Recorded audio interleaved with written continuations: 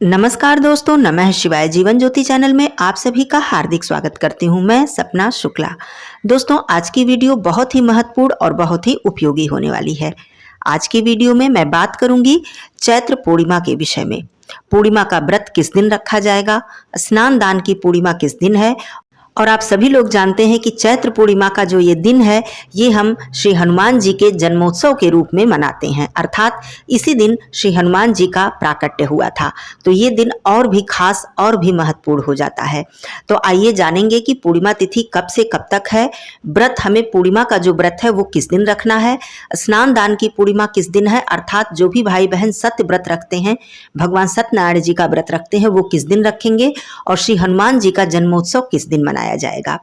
तो ये बहुत ही खास है और बहुत ही महत्वपूर्ण है ये तिथि आप सभी लोगों के लिए। आइए सभी जानकारी हम लोग प्राप्त करते हैं। दोस्तों, सबसे पहले बता दूं, चैत्र मास की पूर्णिमा का व्रत 12 अप्रैल दिन शनिवार को धारण किया जाएगा। इस दिन संपूर्ण पूर्णिमा हमें प्राप्त हो रही है, अर्थात पूर्णिमा का प्रारंभ हो जाएगा 11 अप्रैल शुक्रवार को रात्रि में 2:32 पर, और यह समाप्त होगा 12 अप्रैल भोर में 4:27 पर। तो इस प्रकार से उदया तिथि से लेकर संपूर्ण रात्रि व्यापिनी पूर्णिमा हमें प्राप्त हो रही है। तो यहाँ पर स्पष्ट रूप से आप लोग समझ लें कि इसी दिन हम सभी को पूर्णिमा का व्रत भी धारण करना है। जो भी भाई बहन भगवान सत्यनारायण जी का व्रत रखते हैं, अर्थात सत्य व्रत रखते हैं, वो भी इसी दिन धारण करेंगे, और श्री हनुमान जी का जन्मोत्सव भी इसी दिन मनाया जाएगा। हनुमान जी का जन्म सूर्योदय के समय हुआ था, अर्थात उदया तिथि की पूर्णिमा के दिन ही हम श्री हनुमान जी का जन्मोत्सव मनाते हैं। अब मैं बात करती हूँ कि जो भी भाई बहन पहली बार पूर्णिमा का व्रत उठाना चाहते हैं, क्योंकि हनुमान जी का जन्मोत्सव भी है और बहुत ही उत्तम दिन है, और पूर्णिमा तिथि तो है ही अपने आप में बहुत ही विशेष, लेकिन खरमास जो है वो समाप्त हो रहा है 13 अप्रैल को। तो यहाँ पर मैं बता दूं कि चैत्र पूर्णिमा, बैसाख पूर्णिमा, कार्तिक पूर्णिमा, शरद पूर्णिमा से हमें पूर्णिमा का व्रत प्रारंभ करना चाहिए। तो जिनके यहाँ भी ये खरमास का नियम नहीं लिया जाता है, बहुत अधिक इसको मान्यता नहीं देते हैं, बहुत से लोग मलमास और खरमास को बहुत अधिक नहीं मानते हैं, वो लोग चैत्र पूर्णिमा से अपने व्रत को प्रारंभ कर सकते हैं। चाहे तो आप जितने भी पूर्णिमा रखना चाहें, 32 पूर्णिमासी का व्रत रखना चाहें, या फिर आपने अपने इच्छा के अनुसार आप जितना भी व्रत रखना चाहें आप शुरुआत कर सकते हैं। लेकिन यदि आपके घर खरमास या मलमास के नियम को माना जाता है, तब आप बैसाख पूर्णिमा मतलब अगले माह की पूर्णिमा से इस व्रत को प्रारंभ कर सकते हैं। 32 पूर्णिमा के व्रत का संपूर्ण नियम मैंने दिया है, आप लोग मेरे चैनल पे चेकआउट कर सकते हैं, आपको सभी जानकारी उसमें मिल जाएगी। दोस्तों, पूर्णिमा व्रत अपने आप में बहुत ही विशेष और बहुत ही महत्वपूर्ण होता है। चैत्र पूर्णिमा का महत्व इसलिए भी बहुत अधिक बढ़ जाता है कि क्योंकि इसी दिन श्री हनुमान जी का जन्मोत्सव हम लोग बहुत ही धूमधाम से मनाते हैं। तो चलिए आइए बात करती हूँ सभी विधि विधान की। इससे पहले निवेदन करूंगी कि आप लोग चैनल पर यदि पहली बार हैं तो चैनल को सब्सक्राइब कर लीजिएगा। मेरी वीडियो आप लोगों के लिए जरा भी उपयोगी हो जाए तो आप लोग इसे जरूर ही लाइक कर दिया कीजिए और लोगों में शेयर कर दिया कीजिए। कमेंट बॉक्स में जय बजरंगबली जरूर लिखिएगा। दोस्तों, सबसे पहले मैं बता दूं कि पूर्णिमा का व्रत रात्रि व्यापिनी पूर्णिमा के दिन रखा जाता है, लेकिन हमें संपूर्ण पूर्णिमा मिल रही है तो हम लोग इसी दिन व्रत रखेंगे। इसी दिन भगवान सत्यनारायण जी की कथा का श्रवण भी करेंगे। तो आप सभी लोग पूर्णिमा के दिन सुबह सवेरे बिल्कुल ब्रह्म मुहूर्त में उठ जाइएगा। अपनी जो दैनिक आपकी साफ सफाई है, दैनिक जो कार्य है, उसे करके आप सुबह सवेरे स्नान कर लीजिएगा। भगवान सूर्य देव जी की पूजा से आपको अपने दिन की शुरुआत करनी चाहिए। चाहे वो साधारण दिन हो, चाहे कोई उत्सव हो, व्रत उपवास हो, यदि आप भगवान सूर्य देव जी की पूजा से अपने दिन की शुरुआत करते हैं तो आपके जीवन में सकारात्मक ऊर्जा का वास होता है और भगवान सूर्य देव जी की कृपा आपके ऊपर सदा बनी रहती है। तो सबसे पहले आप भगवान सूर्य देव जी की पूजा करें, माता तुलसी जी की पूजा करें। उसके बाद यदि आप किसी शिवालय में जा सके तो ये बहुत ही उत्तम है। यदि आप अपने घर के मंदिर में भी शिवलिंग की स्थापना आपने की है तो वहीं पर आप भगवान भोलेनाथ जी को जल अर्पित करें या कच्चा दूध अर्पित करें। शिव मंदिर में जाकर करें तो ये और भी उत्तम है। पीपल में जल अर्पित करें, पीपल की परिक्रमा करें और एक घी का दीपक पूर्णिमा तिथि पर पीपल के समक्ष जरूर प्रज्वलित करें। इससे माता लक्ष्मी जी की कृपा आपके ऊपर सदा सर्वदा बनी रहती है। दोस्तों, उदया तिथि की पूर्णिमा के दिन अर्थात जो पूर्णिमा तिथि संपूर्ण हमें मिल रही है, ये बहुत ही खास है हमारे लिए दहलीज पूजन के निमित्त। यदि हम इस दिन दहलीज पूजन ब्रह्म मुहूर्त में करते हैं तो इससे माता लक्ष्मी जी का आगमन हमारे घर में होता है। तो सुबह सवेरे जब आप उठें तो सबसे पहले अपने घर की जब साफ सफाई करें तो अपने मुख्य द्वार की साफ सफाई कर लें। उसके बाद वहाँ पर जल का छिड़काव कर दें, या फिर आप जैसा भी आपके यहाँ व्यवस्था हो धुलने का या पोछा लगाने का, वो सारा साफ सफाई आप कर दें। फिर स्नानादि करने के बाद आप अपने दहलीज का पूजन करें, अर्थात मुख्य द्वार की पूजा करें।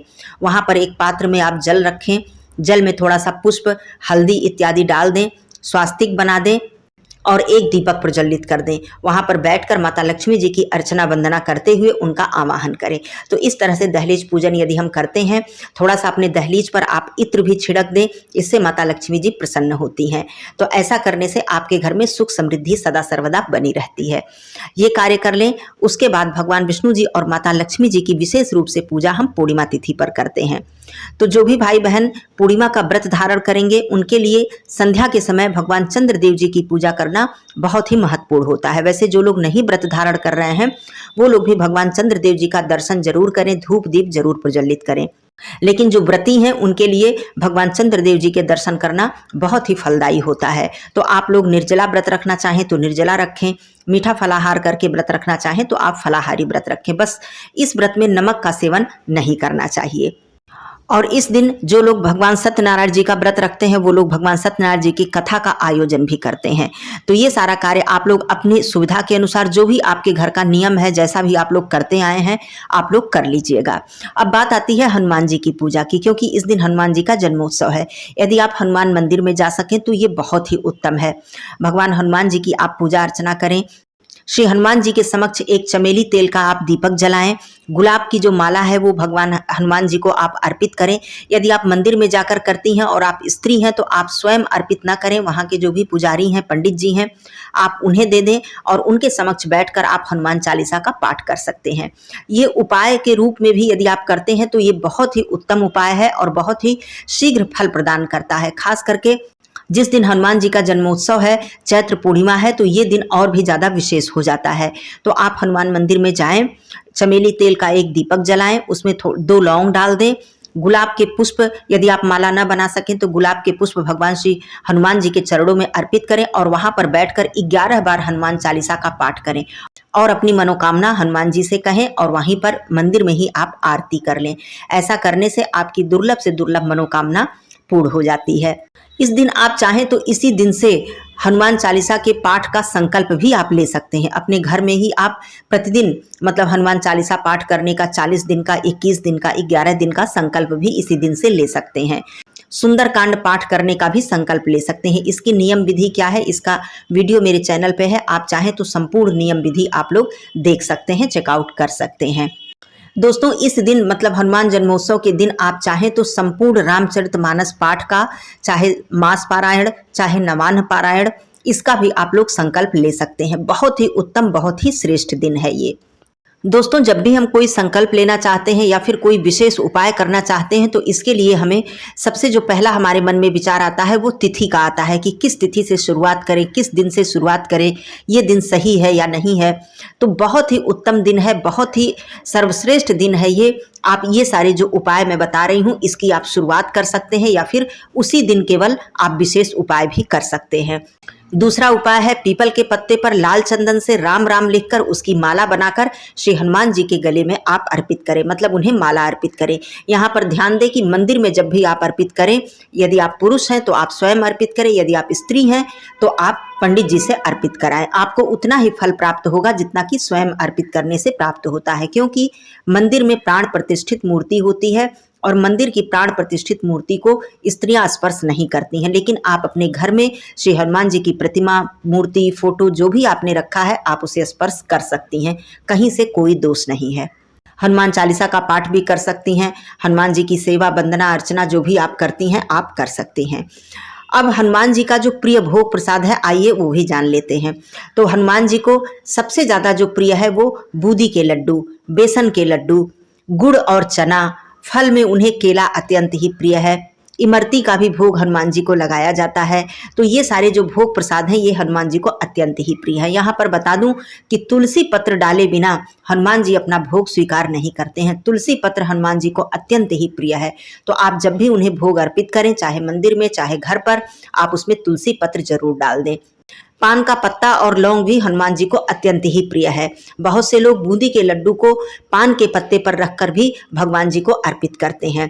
भगवान श्री हनुमान जी को सिंदूर अत्यंत ही प्रिय है। जो पीला वाला सिंदूर होता है वो भगवान के चरणों में आप अर्पित करें और वह सिंदूर आप अपने बच्चों के मतलब अपने संतान के मस्तक पर लगाएं। इससे उनकी उन्नति होती है, विकास होता है, उनकी बुद्धि प्रखर होती है। तो दोस्तों, हनुमान जन्मोत्सव पर ये सारे उपाय, ये सारे कार्य करके आप हनुमान जी की विशेष कृपा प्राप्त कर सकते हैं। हनुमान जी की पूजा जब भी आप करना प्रारंभ करें तो सबसे पहले हनुमान जी को श्री राम जी की स्तुति सुनाएं। राम राम जप लें या फिर जय श्री राम जप लें या हरे राम ये आप जप लें या फिर राम जी की कोई वंदना आप उन्हें सुना दें। मतलब राम नाम सुनाकर ही आप उनकी पूजा की शुरुआत करें। चाहे आप सुंदरकांड का पाठ करें, चाहे आप रामचरितमानस का पाठ करें, चाहे आप हनुमान चालीसा का पाठ करें, हनुमान अष्टक का पाठ करें, लेकिन राम जी की वंदना सुनाकर ही उनका आप जो उनकी पूजा है उसकी शुरुआत करें। तभी हनुमान जी अपनी पूजा स्वीकार करते हैं। तो ये बात हो गई। अब मैं बात करती हूँ जो भी मेरे भाई बहन पूर्णिमा का व्रत रखेंगे वो सुबह की पूजा अपनी संपन्न कर लेंगे। सुबह की पूजा में आप व्रत का संकल्प ले लेंगे। दोस्तों, जब भी पूर्णिमा व्रत की बात आती है तो सबसे ज्यादा महत्वपूर्ण बात हो जाती है कि चंद्रोदय का समय क्या है। तो इस दिन चंद्रोदय का समय है शाम 6:20 पर। तो इसी समय को देखते हुए आप सभी लोग स्नान आदि करके स्वच्छ वस्त्र धारण करके भगवान चंद्रदेव जी को अर्घ्य देंगे, धूप दीप अर्पित करेंगे, उनकी परिक्रमा करेंगे और उनका दर्शन करेंगे। संध्या के समय माता लक्ष्मी जी की विशेष रूप से पूजा की जाती है पूर्णिमा तिथि के दिन, चाहे वो पूर्णिमा का व्रत हो या फिर उदया तिथि की पूर्णिमा हो। इस दिन माता लक्ष्मी जी के समक्ष एक अखंड दीपक जलाएं, माता लक्ष्मी जी के मंत्रों का जप करें, कनकधारा स्तोत्र का पाठ करें या श्री सूक्त का पाठ करें या फिर विष्णु सहस्त्रनाम का पाठ करें। तो ये सारे कार्य करने से माता लक्ष्मी जी की कृपा प्राप्त होती है। तो संध्या पूजन करने के बाद जो भी मेरे भाई बहन निर्जला व्रत रखते हैं वो फलाहार इत्यादि करेंगे और जो लोग फलाहारी व्रत रखते हैं वो फिर से अपना जो भी जलपान उनको करना है वो लोग कर सकते हैं। तो संपूर्ण पूर्णिमा तिथि है, साथ ही हनुमान जयंती भी है और उदया तिथि की पूर्णिमा भी है, पूर्णिमा व्रत भी है, सब कुछ इसी दिन है। आप लोगों को दान भी इसी दिन करना है। और सबसे बड़ी बात कि बैसाख मास का जो स्नान का जो कार्य है, नियम है, वो इसी दिन से प्रारंभ हो जाता है। चैत्र पूर्णिमा से ही बैसाख स्नान का नियम भी उठाया जाता है। इसके विषय में अलग से वीडियो दूंगी कि बैसाख स्नान के नियम इत्यादि क्या है, लेकिन यहीं से जो भी मेरे भाई बहन बैसाख स्नान का नियम उठाएंगे वो यहीं से शुरुआत करेंगे। तो सभी जानकारी आप लोगों को प्राप्त हो गई होगी। कोई भी कंफ्यूजन हो, दुविधा हो तो आप लोग प्रश्न पूछ सकते हैं। फिर मिलती हूँ अगले वीडियो में। तब तक के लिए धन्यवाद। नमः शिवाय। हर हर महादेव।